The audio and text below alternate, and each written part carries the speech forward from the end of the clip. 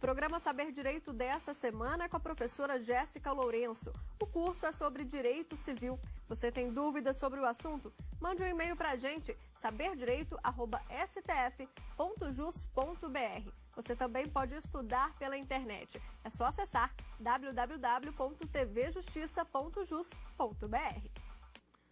Olá, eu sou Jéssica Lourenço, professora de Direito Civil e de Direito do Consumidor. Nesta semana, no programa Saber Direito, estou ministrando o curso de Direitos da Personalidade. Na aula 1, estudamos aspectos introdutórios atinentes às características, conceito, classificação, natureza e titularidade dos direitos da personalidade.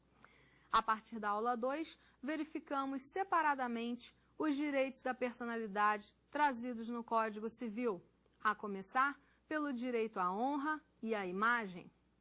Na aula 3, tratamos sobre o controvertido tema do direito ao corpo e todas as suas nuances e ligações em relação ao princípio da dignidade da pessoa humana. Na aula 4, tratamos do direito ao nome como direito à identidade pessoal. E, na aula de hoje, nós estudaremos o direito à privacidade. Dentro da tipicidade aberta que o Código Civil traz, os grandes grupos de direitos da personalidade, entramos agora no direito da privacidade, no direito também chamado a intimidade. E dentro do Código Civil de 2002, a nossa análise irá começar pela leitura do artigo 21. A vida privada da pessoa natural é inviolável e o juiz, a requerimento do interessado, adotará as providências necessárias para impedir ou fazer cessar ato contrário a esta norma. Bom, em primeiro lugar, temos aqui a inviolabilidade da vida privada. Nesse dispositivo, o legislador não apenas protegeu a vida privada dentro de um controle espacial, ou seja, onde quer que a pessoa se encontre, a sua privacidade deve ser respeitada, como também verificou a possibilidade de tutela quando houver uma violação a esse direito de privacidade. Essa questão da tutela pode se dar, como já mencionamos, de forma preventiva, evitando a violação, ou de forma repressiva, fazendo cessar a violação que está ocorrendo em relação ao direito da personalidade. No caso, especificamente, em relação ao direito à privacidade. Dentro do nosso esquema de estudo, precisamos observar aqui os enunciados aprovados nas jornadas de direito civil que dizem respeito a esse dispositivo, ao artigo 1º. E evidencia-se aqui dois enunciados da 5ª Jornada de Direito Civil. Vamos à leitura de cada um deles e ver as conclusões que podemos extrair. Vamos começar pela leitura do enunciado 404 da 5ª Jornada de Direito Civil. A tutela da privacidade da pessoa humana compreende os controles espacial, contextual e temporal dos próprios dados, sendo necessário seu expresso consentimento para tratamento de informações que versem especialmente sobre o estado de saúde, a condição sexual, a origem racial ou étnica, as convicções religiosas, filosóficas e políticas. Este enunciado está trazendo aqui a tutela da privacidade, como veremos mais adiante, dentro do aspecto da análise dos bancos de dados, das informações que são apreendidas das pessoas e o tratamento que essas informações recebem. Então, aqui ele fala que a tutela da privacidade, ela compreende esse controle no espaço, no contexto e no tempo. A pessoa tem o direito de controlar como os seus próprios dados estão circulando. Note que nós estamos na era da sociedade tecnológica.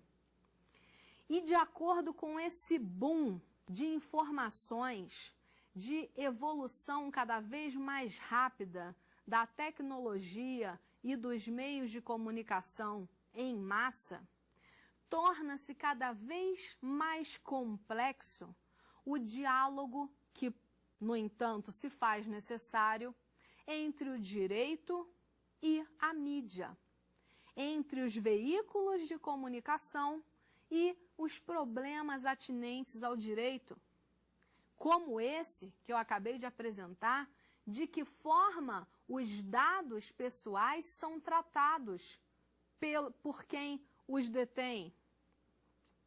Mais adiante, como eu mencionei, nós verificaremos essa questão do banco de dados. Esses enunciados são apenas para amplificar a nossa visão acerca do artigo 21. O próximo que eu mencionei é o enunciado 405 da 5ª Jornada de Direito Civil do CJF. Ele diz o seguinte: as informações genéticas são parte da vida privada e não podem ser utilizadas para fins diversos daquele que motivaram seu armazenamento, registro ou uso, salvo com autorização do titular. Então, imagine o caso, né, em que comumente se vê os bancos de doação de sêmen, em que a privacidade do doador é tutelada, tá? Então, veja aqui, informações genéticas, tutela das informações genéticas são parte da vida privada e não podem ser utilizadas para fins diversos. Eis aí um exemplo, o exemplo da manutenção do anonimato do doador de sêmen.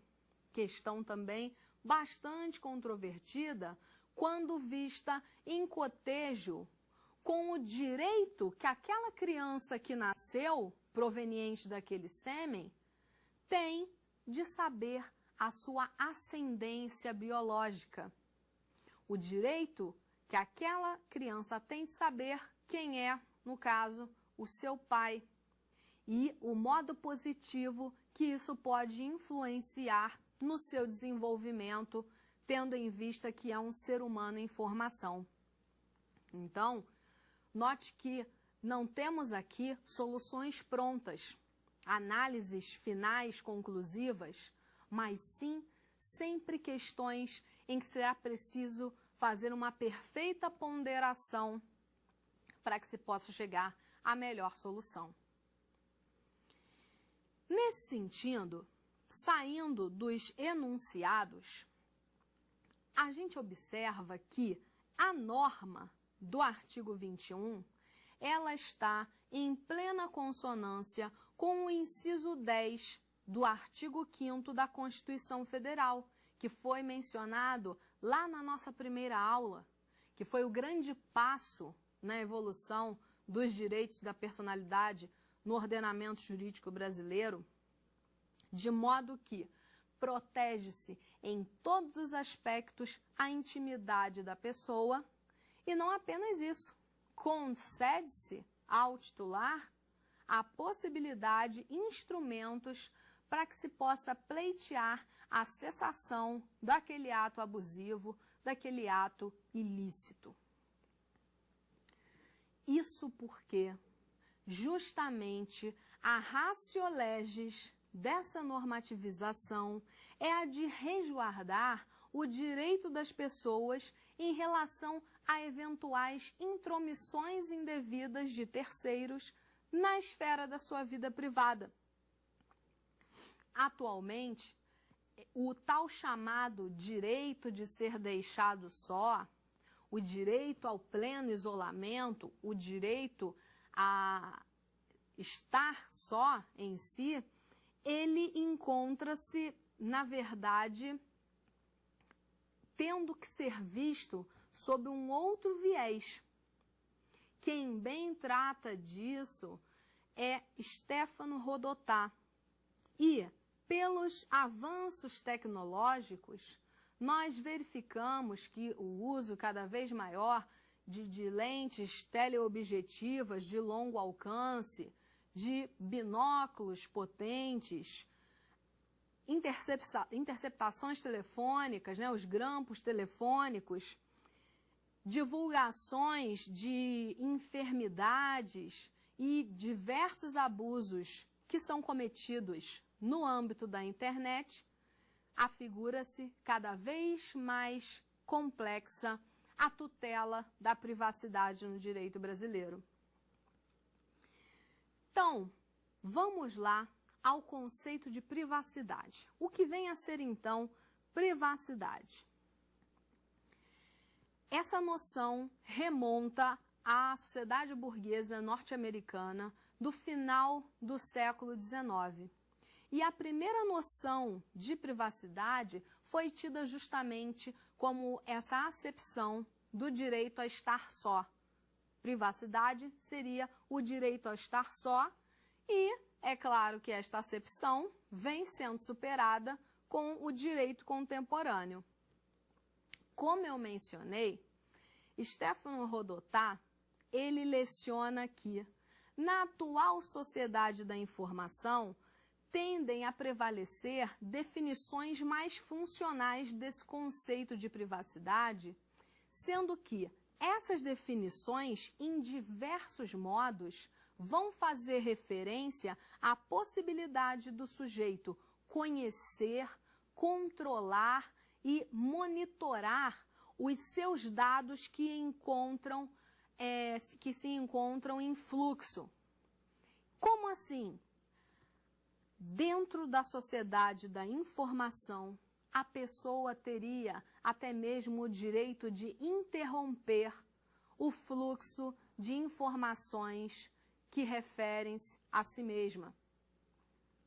Então, isso seria, na visão atual, a visão atual de privacidade, nesse sentido do controle das próprias informações, do controle da circulação dos próprios dados, e não mais o direito de ser deixado só.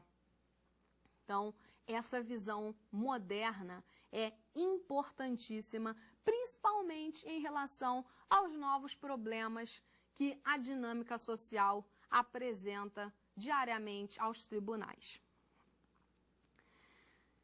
Daí, precisamos analisar a questão da inviolabilidade da vida privada da pessoa natural. A vida privada, portanto, ela é inviolável. Não há dúvidas, então, que a pessoa humana em sua vida tem essa proteção, uma permanente proteção, justamente em consonância com o princípio da dignidade da pessoa humana, de modo que existe uma constante colisão entre a tutela da privacidade e todas as demais ocorrências que são típicas da sociedade globalizada. Vale ressaltar, no entanto, a questão da jurisprudência.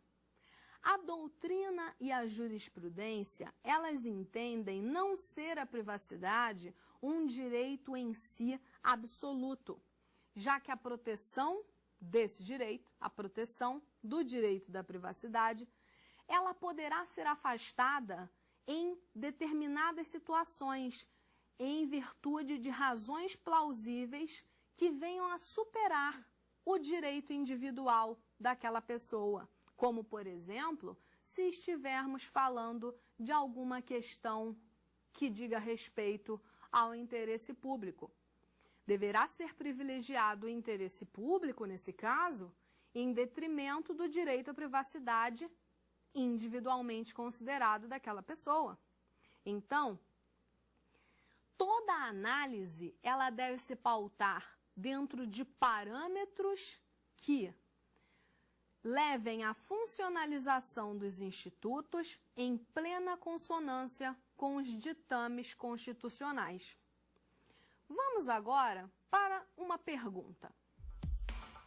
As pessoas públicas têm direito à privacidade? Questão importantíssima.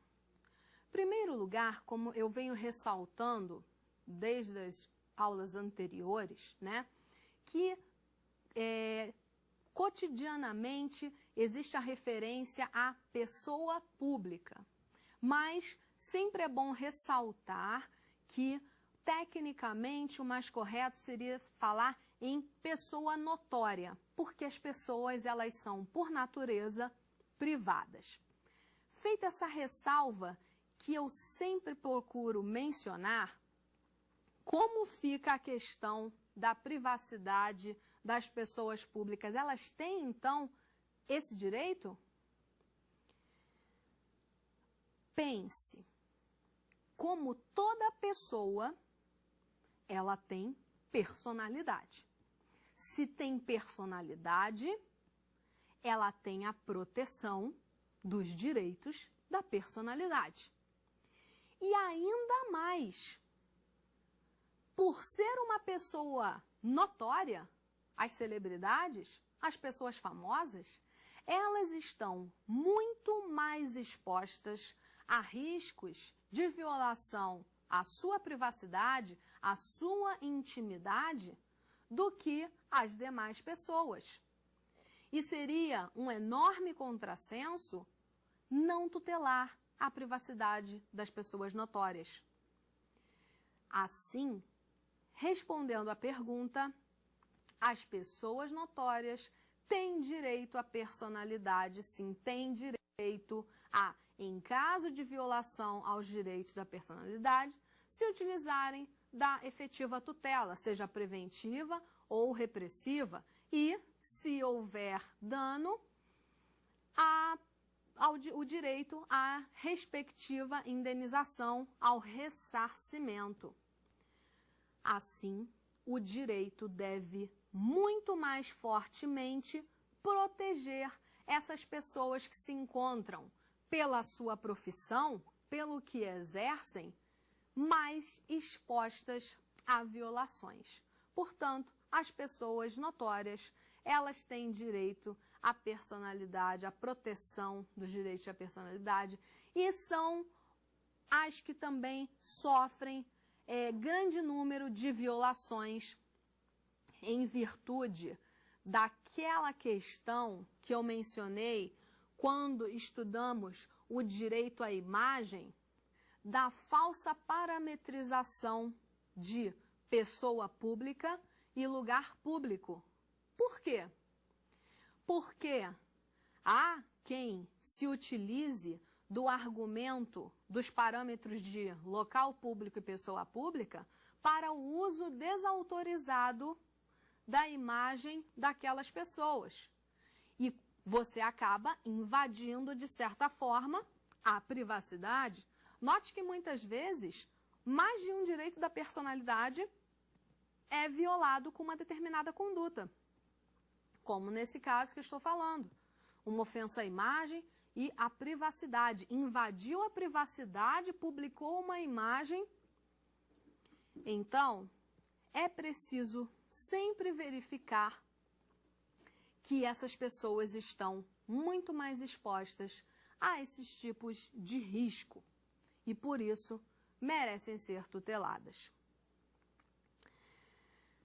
Daí, é importantíssimo verificar que qual é o intuito da proteção da vida privada? É permitir a plena realização, repito, dos direitos da personalidade em consonância com a dignidade da pessoa humana. Esse é o valor fundamental do ordenamento jurídico. e de toda a metodologia, é no que toda a metodologia civil constitucional se ampara. Podemos notar que, pelas decisões da jurisprudência, cada vez mais os tribunais superiores, vimos isso pelo STJ, pelo STF, têm trazido essa interpretação constitucionalizada do direito civil, vindo a cada vez mais fortalecer essa doutrina tão importante para a proteção da pessoa como pessoa e não mais como apenas proprietário, como era na ótica patrimonialista dos códigos anteriores, do Código Civil de 16. Dessa forma, conseguimos verificar a relação entre a privacidade e a dignidade da pessoa humana. É nesse sentido que elas se relacionam. No que tange à privacidade, à vida privada, o próprio artigo 21, como mencionado, traz a possibilidade da tutela repressiva e da tutela preventiva no seu caput, quando ele chega e diz que é possível fazer cessar ou impedir que haja uma lesão à personalidade. Daí, nós já conseguimos verificar que o legislador, ele, na verdade, não procurou, ele não se limitou a cuidar do momento patológico da violação ao direito da personalidade. Ele foi além, numa atitude de prevenir quando se vê a iminência da ocorrência de uma violação.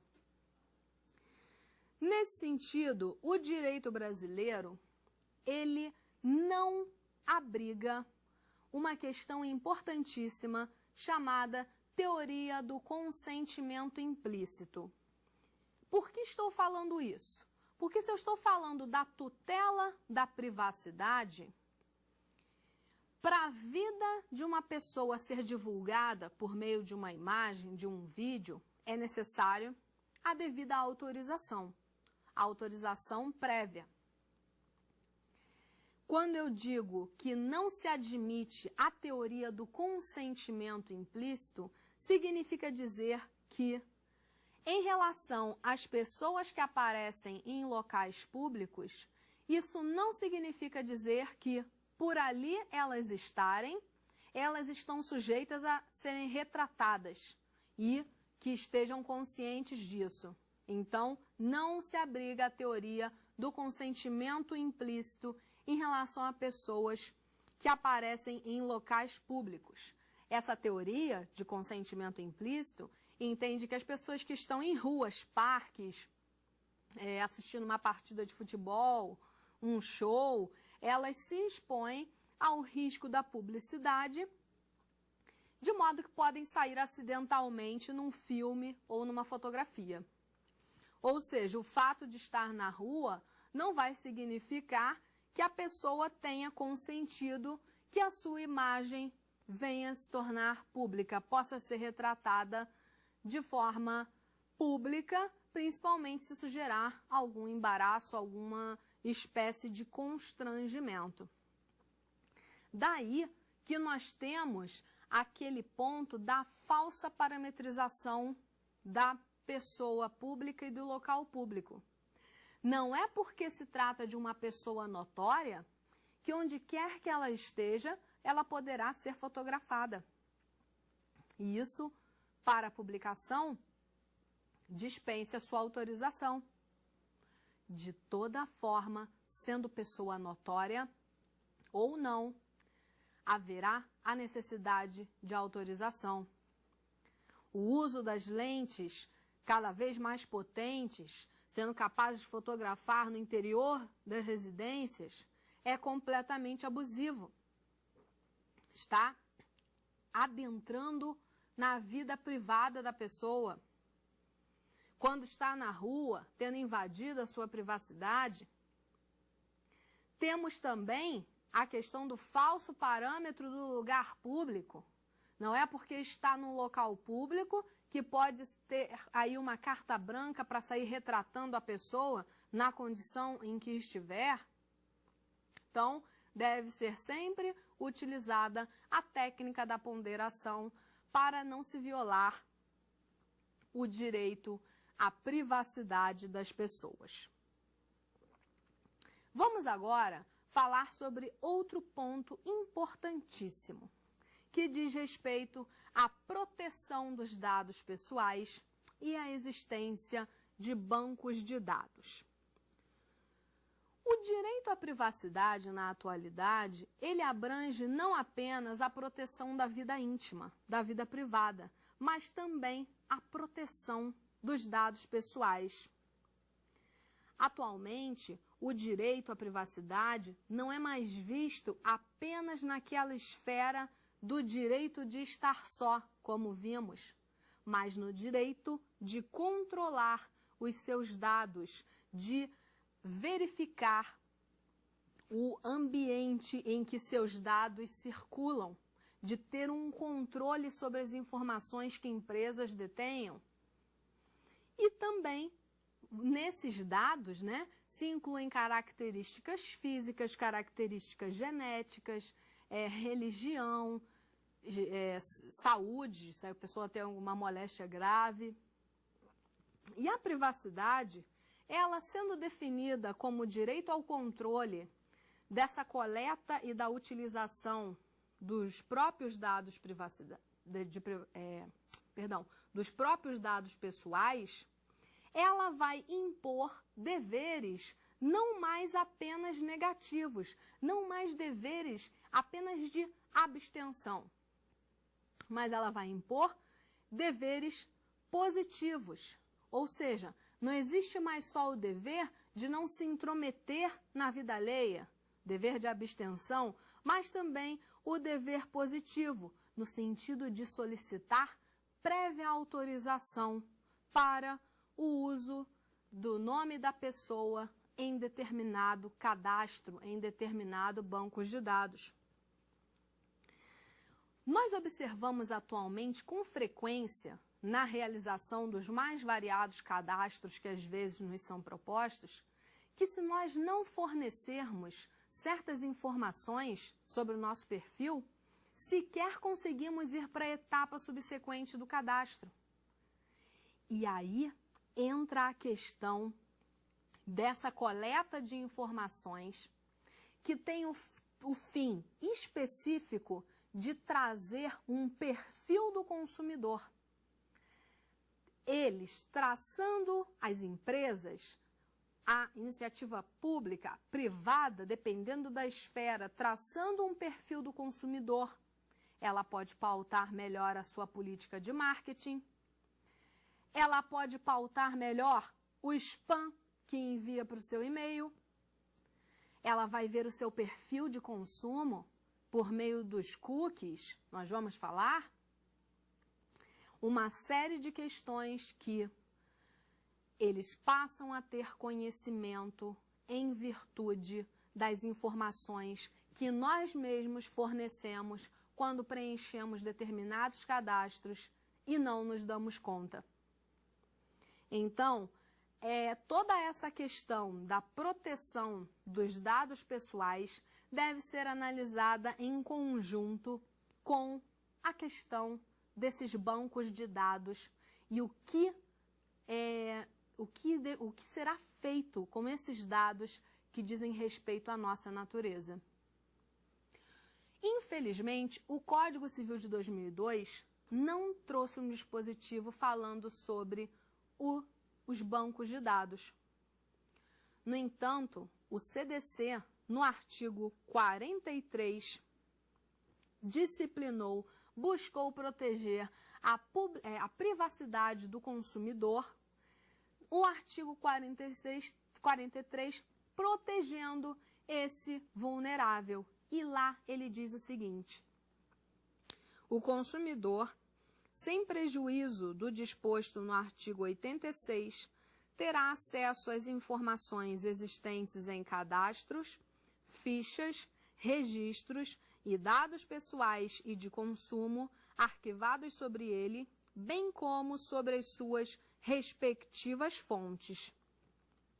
Daqui nós já verificamos que o CDC, nessa postura protecionista, disciplinou no artigo 43, tem 5 parágrafos, a questão do banco de dados, que não veio disciplinada no Código Civil de 2002. Vamos a mais uma pergunta nesse momento. Em relação à privacidade, como fica o caso das biografias não autorizadas? Tema que está na pauta dos principais meios de discussão. Biografias não autorizadas. Bem, um tema cuja análise requer muito cuidado e seu principal cotejo é sempre em relação ao direito à privacidade. Esse gênero literário de biografia, ele tem minguado com o passar do tempo, justamente por uma postura muitas vezes mais restritiva das cortes judiciais. Em virtude, mais uma vez, de falta de normativização da temática, a maior parte dos magistrados acaba por eleger uma solução muito abstrata e muitas vezes absoluta, no sentido de fazer cessar aquela comercialização, até por meio de uma liminar, ou fazer cessar o escrito. Então, essas posturas acabam por enfraquecer o gênero literário propriamente da biografia. Um ponto importante, e aqui em relação ao tema, nós vamos apenas fazer ponderações, é que deve ser verificado que,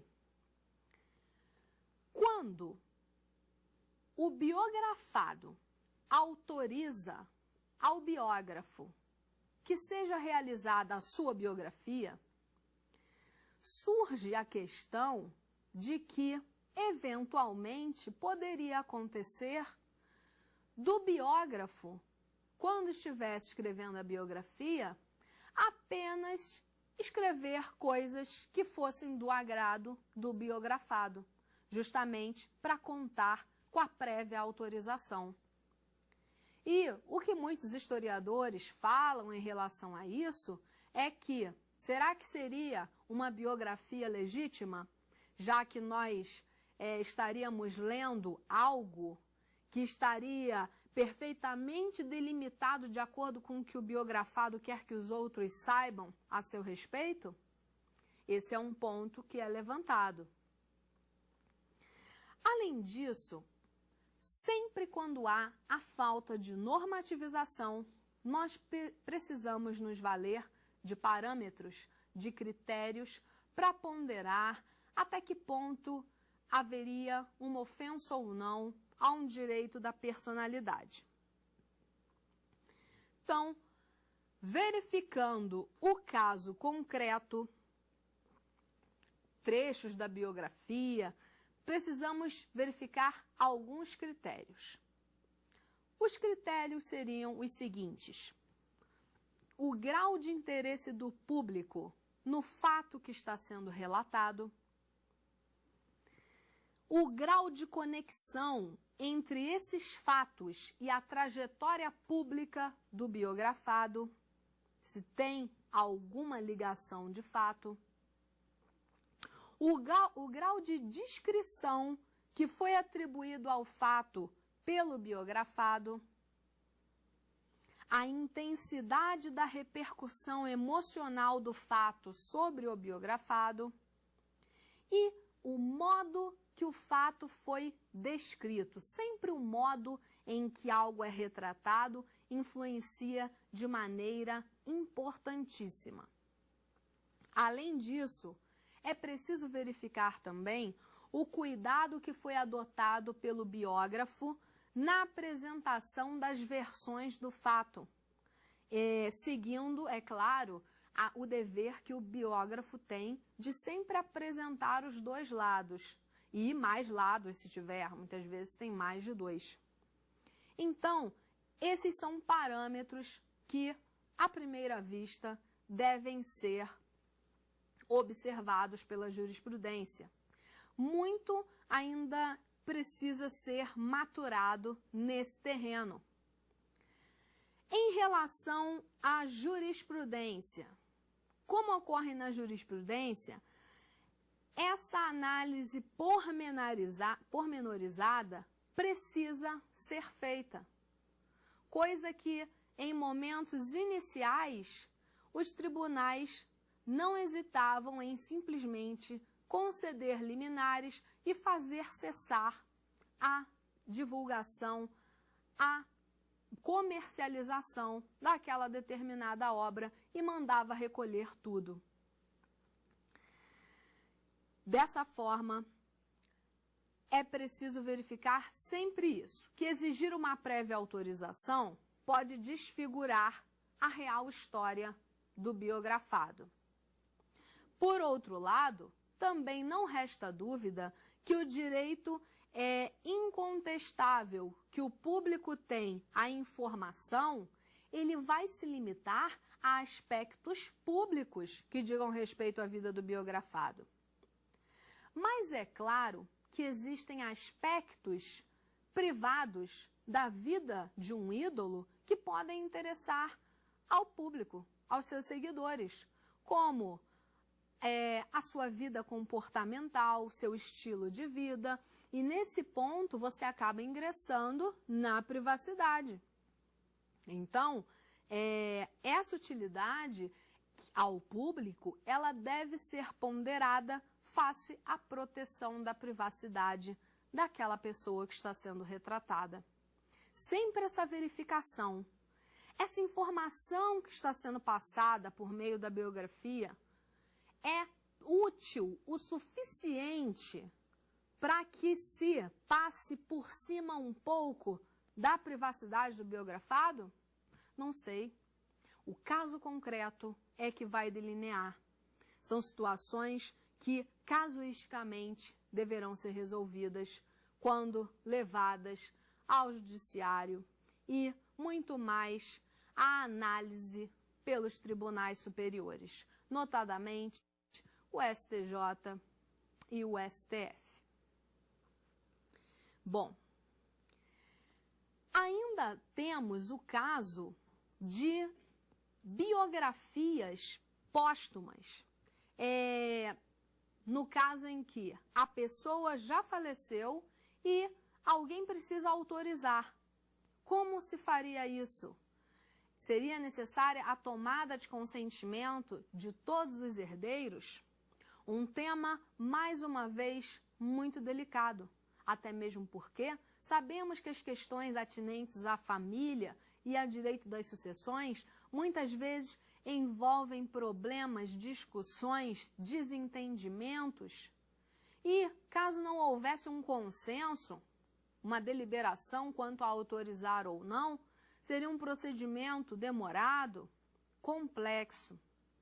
Então, nesse caso, deveria ser verificada o consentimento no caso do cônjuge e dos descendentes, de modo a reproduzir no âmbito existencial, já que estamos falando de direitos extrapatrimoniais, de direitos da personalidade, uma exigência própria de direitos patrimoniais, como se verifica no direito das sucessões.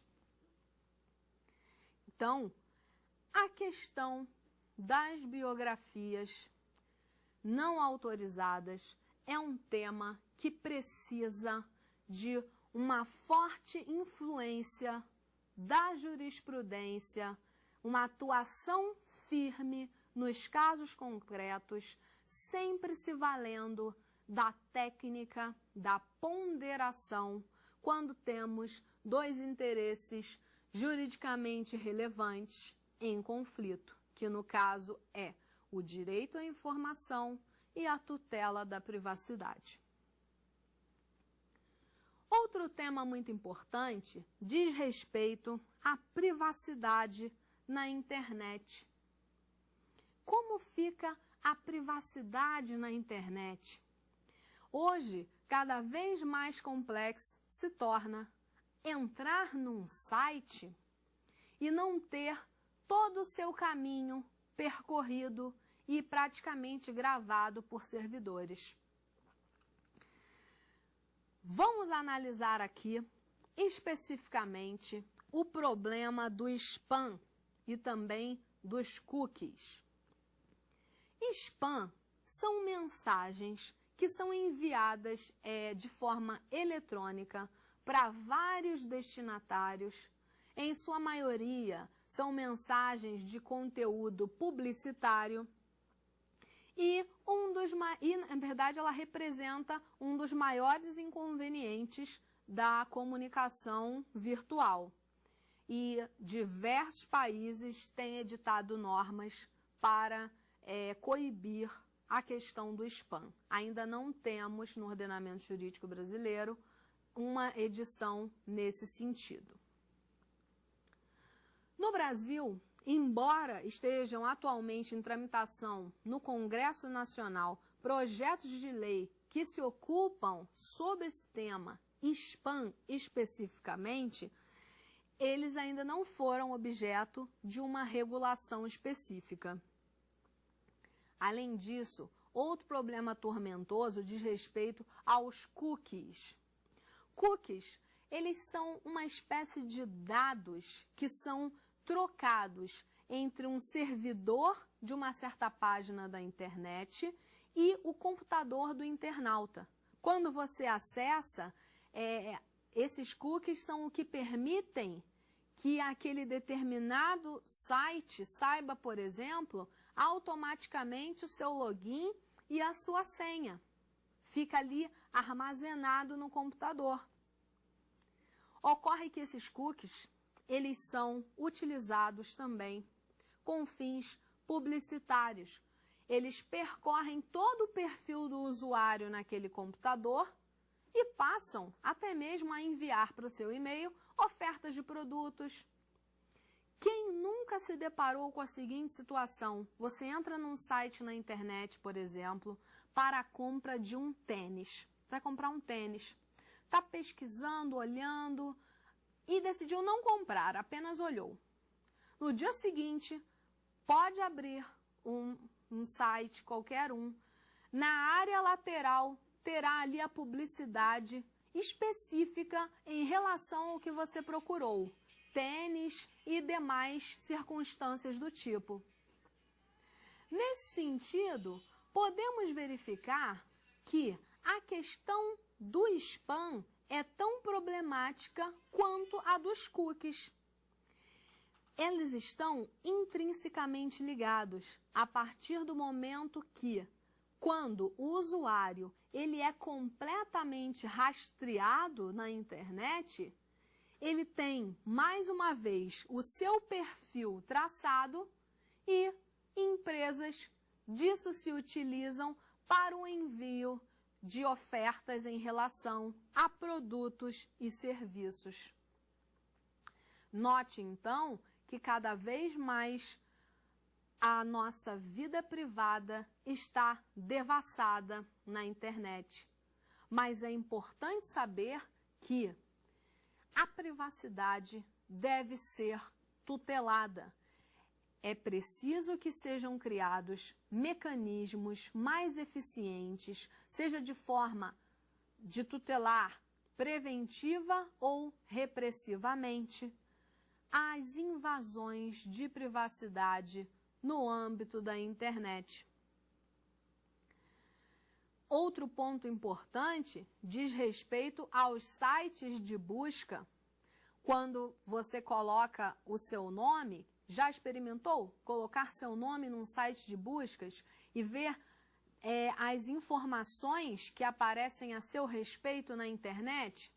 É algo muito curioso, porque muitas vezes você sequer sabe que tal informação a seu respeito estava pública para quem quisesse ver alguma foto. As redes sociais, de uma maneira geral, têm um papel muito forte nessa questão da privacidade sendo cada vez mais devassada. Muitas vezes, pelos próprios servidores das redes sociais, a partir do momento em que, diante de uma decisão judicial de fazer cessar determinada interferência, ainda assim não é feito. Desobedece uma ordem judicial de retirada de uma determinada informação da internet, por exemplo. Então, são questões extremamente delicadas que exigem uma análise muito mais aprofundada, e estou passando noções para que vocês possam formar o próprio raciocínio jurídico acerca de temas tão controvertidos. Vamos à nossa próxima pergunta. O que é o direito ao esquecimento? Direito ao esquecimento. Bom, onde situa-se o tal direito do esquecimento que foi realizada a pergunta? Estamos dentro da sociedade tecnológica, onde a privacidade tem sofrido cada vez mais violações. E aí entra a questão importantíssima do direito ao esquecimento. Imagine que uma pessoa, em uma determinada época, conduziu a sua vida de uma tal forma e que, tempos depois, ela não mais desempenhava uma determinada função e que, na atualidade, propriamente, aquilo possa, inclusive, lhe causar constrangimento.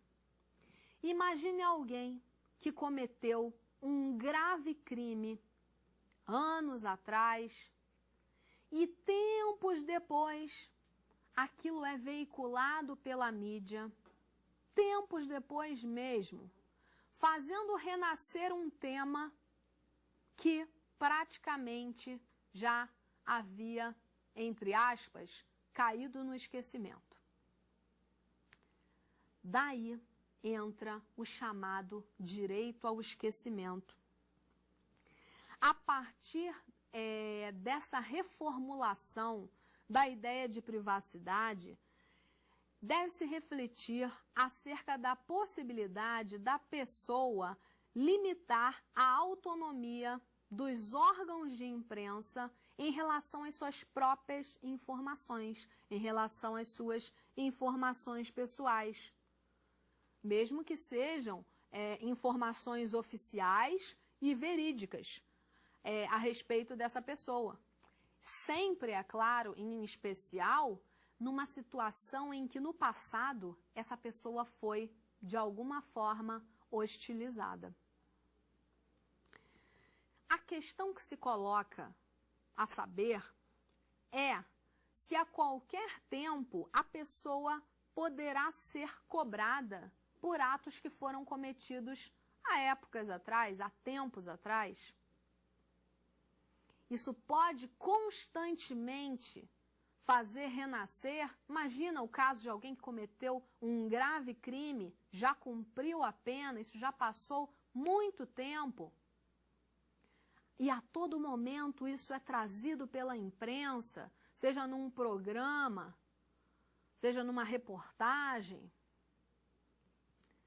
Nesse sentido, vamos observar o que foi aprovado nas Jornadas de Direito Civil, enunciado 531 da 6ª Jornada de Direito Civil do CJF, diz o seguinte: a tutela da dignidade da pessoa humana na sociedade da informação inclui o direito ao esquecimento.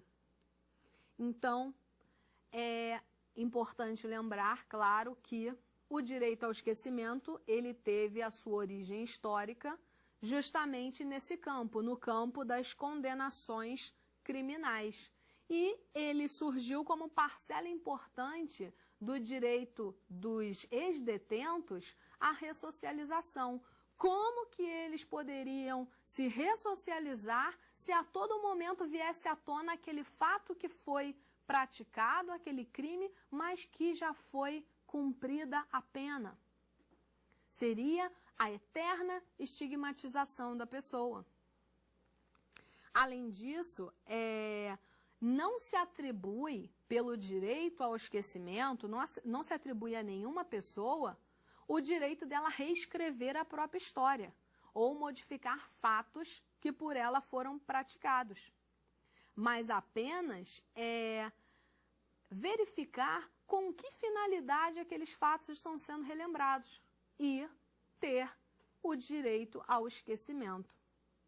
Então, o direito ao esquecimento é outro tema que exige a análise firme por parte dos tribunais, e o STJ muito bem tem se posicionado acerca do tema nos casos concretos em que eles são apresentados, sempre no sentido de promover o que eu sempre estou falando, a ponderação dos interesses que aparentemente se apresentam em conflito, que são, nesse caso, quais?